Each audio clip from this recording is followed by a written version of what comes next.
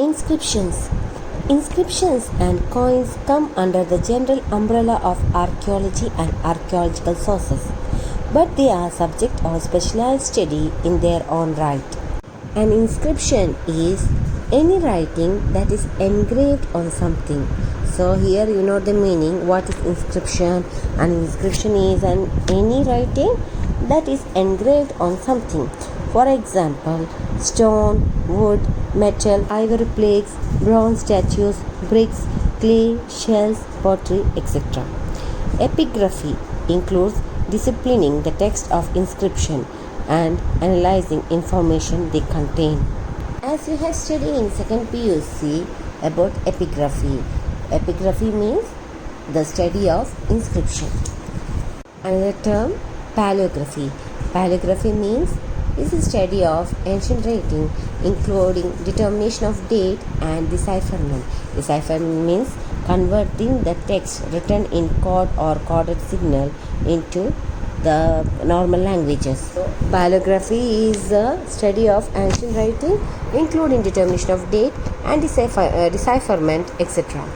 The Kannada word Shasana is derived from Sanskrit term Shas, means order or proclamation. The ancient Indian inscriptions are classified on the basis of information inscribed on them.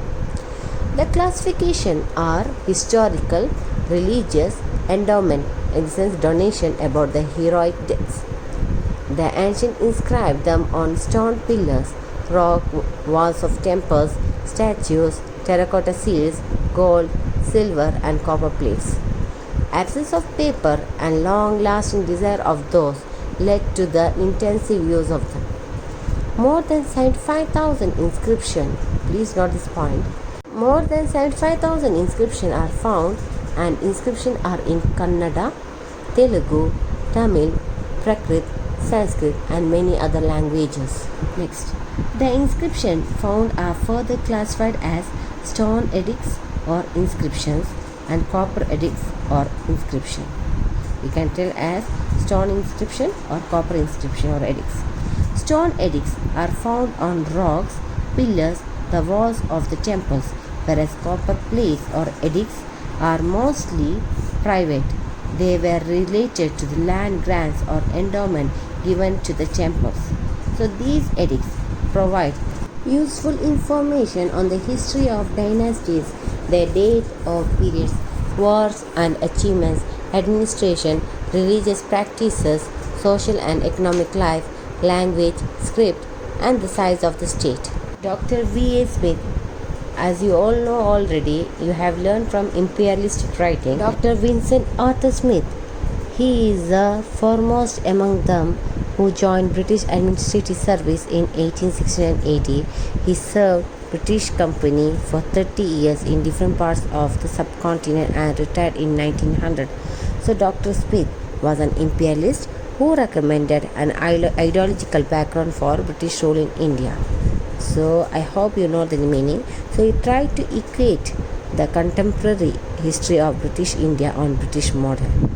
After his retirement, he worked as professor in history of Dublin University in Ireland. So here tells that Dr. V.A. Smith said, inscription provide believable source of information. Next, the oldest inscription in Indian subcontinent are in the yet undeciphered Harappan script. Undeciphered means cannot be converted into the normal languages. So here tells that the oldest inscription in Indian subcontinent. So subcontinents constitute Afghanistan, Pakistan, Nepal, Bhutan, Myanmar, Bangladesh and Sri Lanka. So here it tells that the oldest inscription in Indian subcontinent are not yet deciphered with regard to Harappan script. The oldest deciphered inscription, that means what? The oldest inscription which can be converted, that belong to 4th century BC, are in Brahmi and Kharosthi languages. So these inscriptions includes those of Mauryan Emperor Ashoka, which are in number of different languages and script, but mostly in Prakrit language and Brahmic script. As there are no obvious links between the Harappan script and Brahmi or Kharosthi script, what happened to the writings in between remains a mystery. There are three main types of scripts. Number one, logographic script. So in logographic scripts, written symbols stand for a word. In a syllabic script, written symbol stand for a syllable. And in an alphabetic script, written symbols stand for a single phonetic sound. In a strict sense of the term, in an alphabet, the vowels should have a separate and fully independent state equal to that of consonant. Both the Brahmi and Kharosthi scripts stand midway between alphabetic and syllabic. Remember this. So both Brahmi and Kharosthi scripts stand midway between alphabetic and syllabic script and can be described as semi-syllabic or semi-alphabetic. The inscriptions can be classified according to their content and purpose into type such as donative, directive and commemorative inscription. The Lumbini Pillars inscription of Ashoka is a royal commemorative inscription. Donative inscription in favor of religious establishment were inscribed on shrine, railings and gateway. Royal land grants are an important category of donative records. So I hope you got the meaning. Lumbini Pillars of Ashoka is a royal commemorative inscription, and this here tells that the royal land grants are an important category of donative records. Thus, inscription can also be classified in several different ways. For instance, to the surface, they are engraved on language, age and geographical region. They can also be classified into official and private records depending on whose behalf they were inscribed. Ashoka's edict and royal grants are examples of official records. Please note the point. Inscriptions recording grants made by the private individual or guilds to temples or to Buddhist or Jaina establishment are examples of private records. Can expect a question: how does land grant help to study history?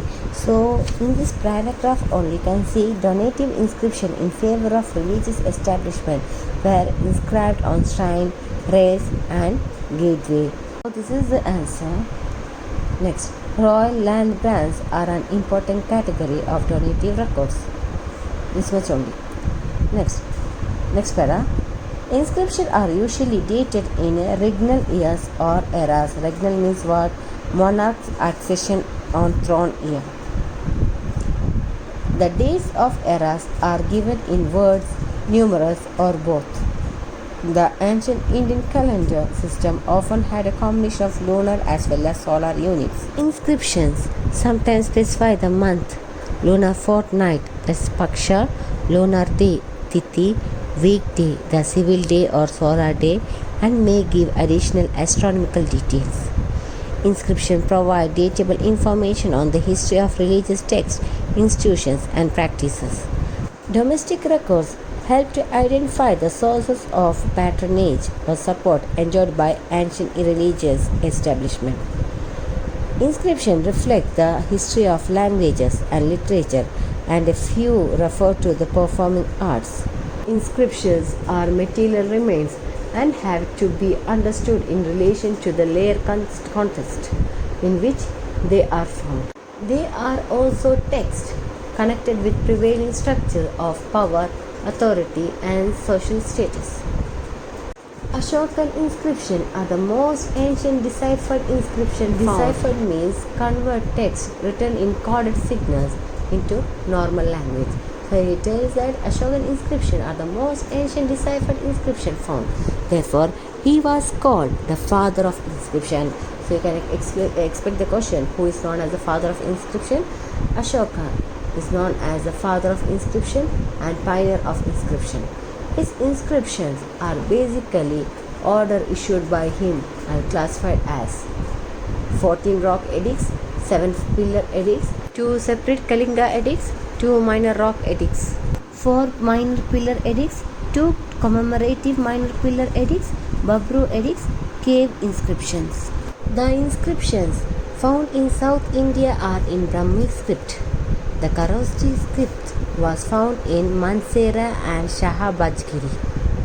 The inscriptions were written in indigenous languages so that the Buddhist principles of non-violence and Dhamma could reach common people. These inscriptions reveal Ashoka's personality, his religious outlook, and vastness of his empire, administration, and reforms. In 1837 AD, James Prinsep studied Brahmi script and explained Ashokan Inscription, which helped to rewrite history of Ashoka. Though in many inscriptions of Ashoka was mentioned Devanampriya and Piyadasi. These are familiar to you girls. There was a considerable doubt about the person referred because no inscription had Ashoka's name. The story of decipherment of ancient script is an exciting one. Ashokan Brahmi was deciphered as a result of the slow, painstaking effort of number of administrators, scholars working in India as employees of British East India Company. They included Charles Wilkins, Captain Troyer, W.H. Mill, J. Stevenson, James Prinsep. These scholars first tried to read easy medieval Brahmi inscription and then worked at deciphering the older Brahmi letters. The final step in the decipherment of the 3rd century BCE, the Mauryan's Brahmi script, was made by James Prinsep in 1837. Even though Prinsep, in the sense James Prinsep, managed to read this inscription, he had no idea about the identity of the King Priyadasi. Actually, he don't know who is King Priyadasi. We all know he is Ashoka, but he had no idea about who is the King Priyadasi mentioned there. The answer came soon enough when George Turnover, an officer of Ceylon civil service, identified the king as Ashoka on the basis of references in the Pali Chronicle Deepavamsa. Prinsep, in the sense James Prinsep, also played a major role in the decipherment of Kharosthi scripts, along with other scholars such as Christian Lasson, Charles Mason, Alexander Cunningham. I hope you know the name Alexander Cunningham. He was an archaeological surveyor of India in 1862. So here what happened? Prinsep also played a major role in decipherment of Kharosthi along with the other scholars named Christian Lasson, Charles Mason, Alexander Cunningham and E. Norris. But Maski inscription found in 1950 AD at Maski near Raichur cleared the doubt by referring him as Devanampriya Ashoka. So this is the name or the title of Ashoka as Devanampriya Ashoka. Gurjara inscription found in a village in Madhya Pradesh discovered by B.C. Chhabra refers Ashoka with the title Devanampriya Priyadaso Asoka Rajarasa. Ashoka's inscriptions are very important from the historical perspective and provide new dimension to Indian history.